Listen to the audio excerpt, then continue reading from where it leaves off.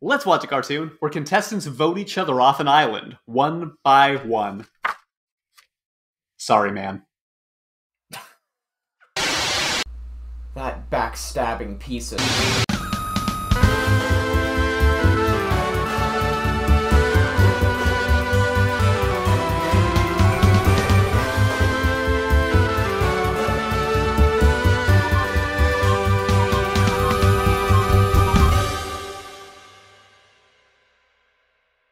I'm Alec, this is my brother Lucas, and welcome to Hester Bros Cartoon Theater. Today, we are talking about Total Drama Island, and asking the question, is it for kids? Is it for adults? If you've never seen Total Drama Island before, it's a Canadian parody of the TV show Survivor, but with animated teens. In most episodes, a contestant is voted out of the game, one by one, until there is eventually a winner in the end. And you can never come back, ever.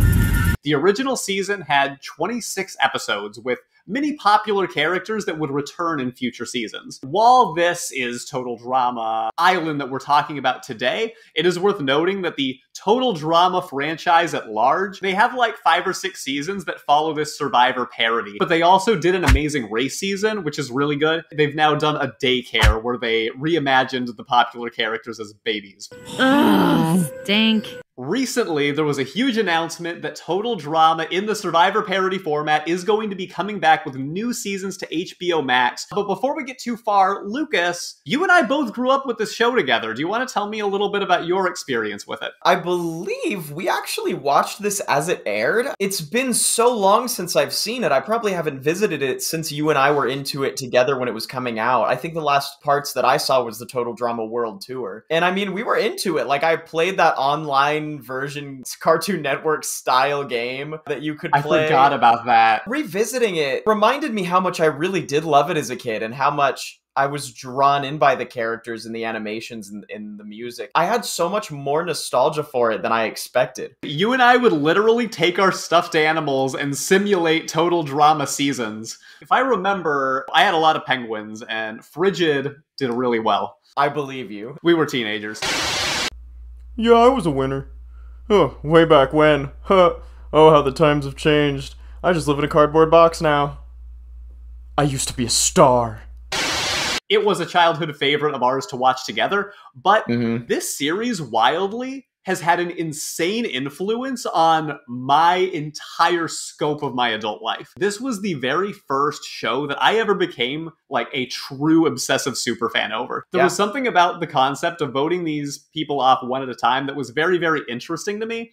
And I had never seen Survivor before, where the parody originates. And seeing this cartoon on TV, I caught it at a random episode on Cartoon Network. It's worth noting that it started in Canada, and then it came to the US later. So we watched it air live in America, but it had already aired somewhere else. I think that you and I actually went and watched the Canadian episodes on YouTube. Well, and we got a little bit of a censored version too. That is huge. US censored this show a lot. Canada, it's perfectly acceptable to say crap all the time. Crap, oh crap, oh crap. Oh crap, oh crap. Crap infinity. And when that aired in America, parents freaked out, and suddenly the censors went wild for this show. And there's a lot of scenes, not just with that word, but they toned down a lot of things that are much edgier than you might expect a cartoon to go for, right? How you're a two-faced, backstabbing, lying little...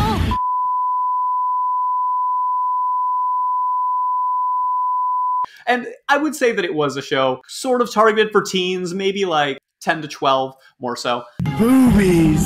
Boobies? Boobies? Boobies! Boob. But I just did become obsessed with it. Becoming a part of that online community ended up like connecting me to a friend who later introduced me to the Disney internship that I ended up acquiring. And as a result, I came to Disney, met my fiance, like all my friends, and experienced so much of my life as a result of that chance encounter. And in addition to that, it made me a fan of Survivor. And I'm wearing a shirt right now, RHAP. That is a community that I've now become involved in. It's called Rob Has a Podcast. And I got to get interviewed by a former Survivor contestant, Rob Cesternino, last summer to talk about my work with positive psychology and happiness science. So, link to that in the description. All of these weird things started with this freaking cartoon that you and I watched and just evolved into something much greater than that. There will be some light spoilers because this is episode 3 that we watched. and one person has already been voted out by the time this episode airs. We might talk about who gets voted off in this one. So if you're really curious, feel free to watch those episodes first. But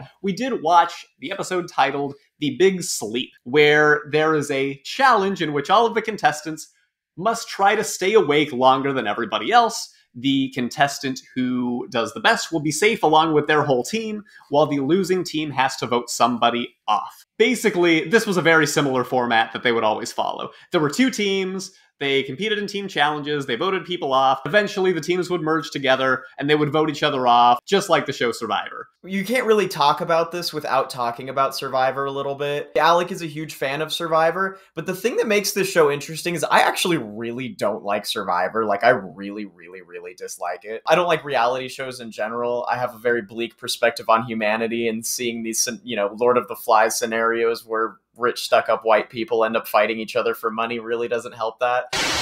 So Lucas just starts rattling off every last little thing that he hates about Survivor, and I'm like, dude, this is my favorite show. I thought we were supposed to be in an alliance. When I rewatched this show for this episode, I kind of expected actually to not like it very much, and I actually really love it.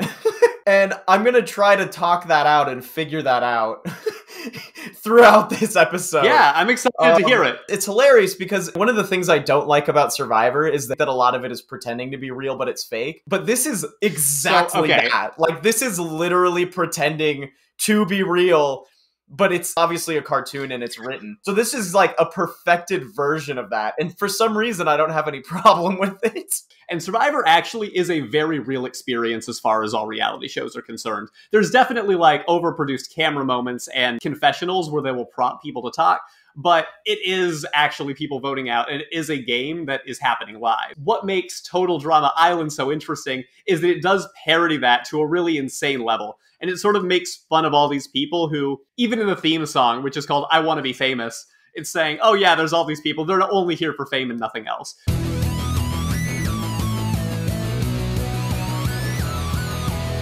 You asked me what I wanted to be, and now I think the answer is plain to see. I want to be famous. It's not gonna lie, I freaking love the Total Drama theme song.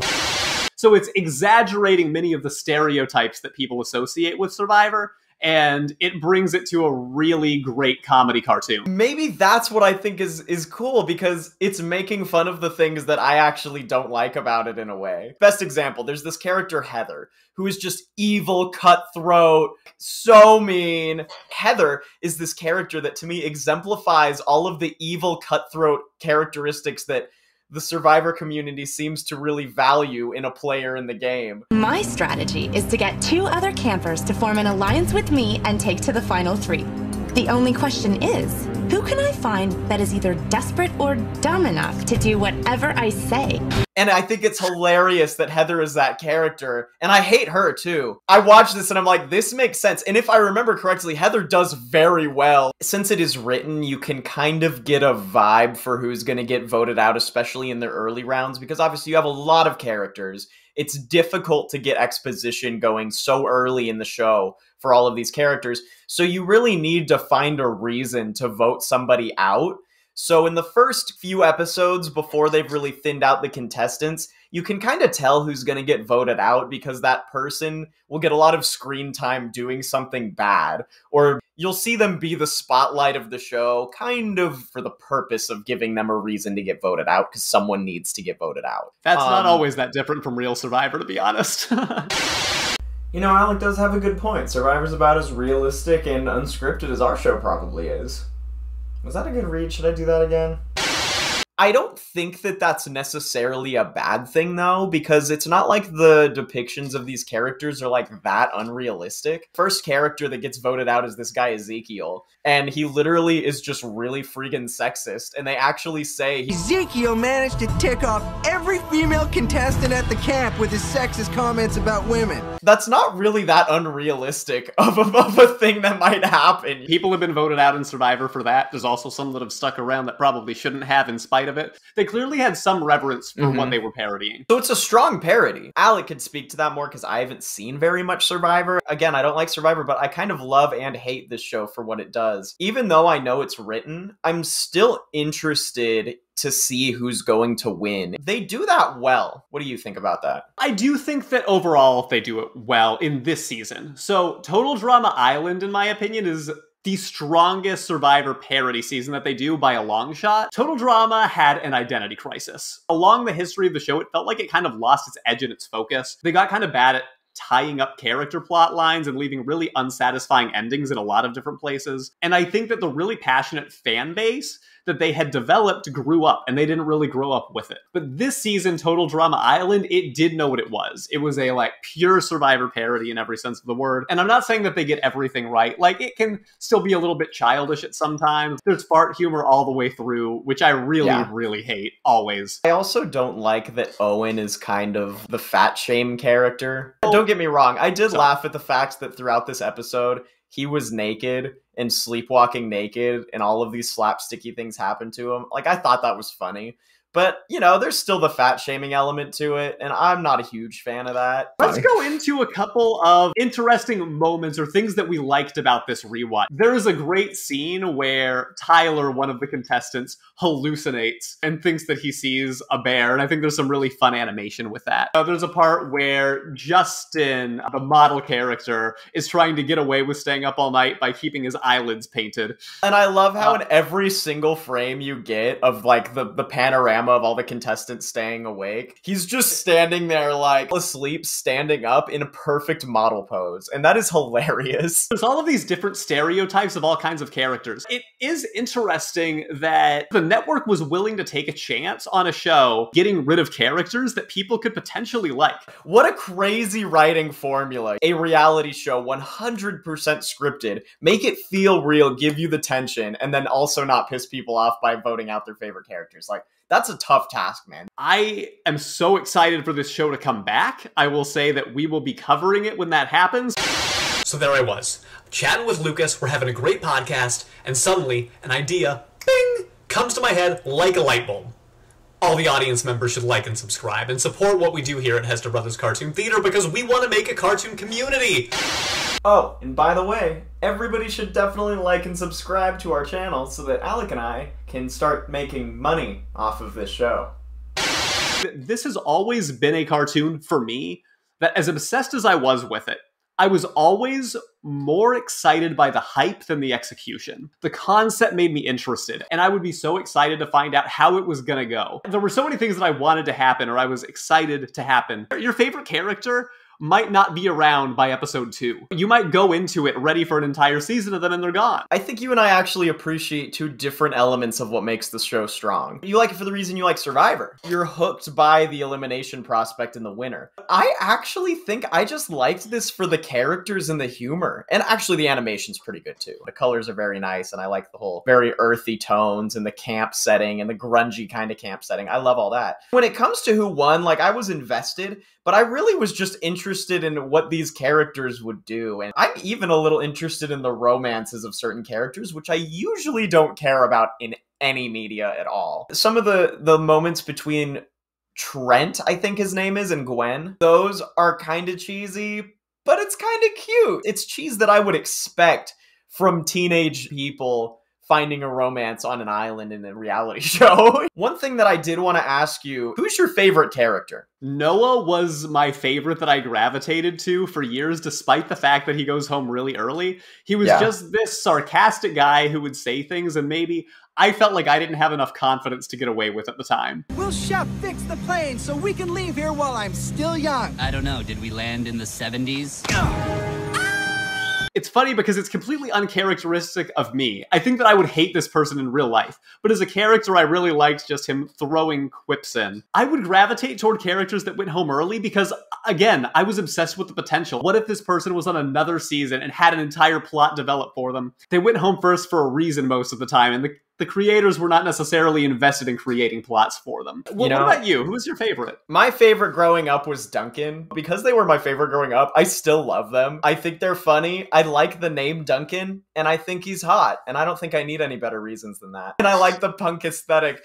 I really liked how he worked with the other characters and what they thought of him, and he stuck out to me so much from so many other characters. I think that you actually identified another reason why I like this show and not actual Survivor, because I actually like like the characters in this show. There's a real charm. Even to characters that I don't like Heather, I still like watching them, and I'm interested in what they do. I'm not like disgusted by their presence or anything like that. We cannot go into the end of this without talking about the host, Chris McLean, who... Oh, yes! When I was watching that little bit of Survivor the other day, I was just thinking, like, this host is a dick. He's just constantly poking at everybody and being like, you're awful quiet today. Maybe you have something to say. And this guy is... Don't do Jeff Probst like that. No, I'm doing him like that. This guy is the perfect parody for that character because he is unapologetically like that, obviously, all the time.